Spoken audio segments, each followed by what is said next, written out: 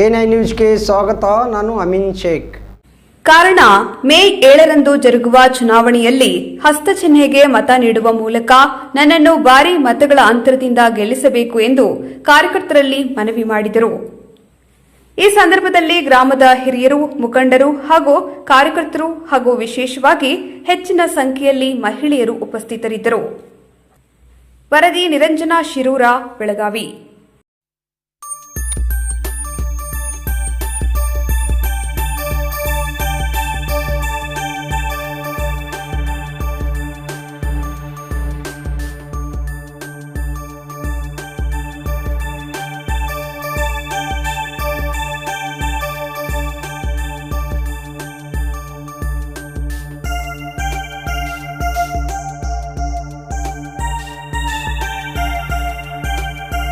ನಿರಂತರ ಸುದ್ದಿಗಳಿಗಾಗಿ ನೋಡ್ತಾ ಇರಿ A9 ನ್ಯೂಸ್.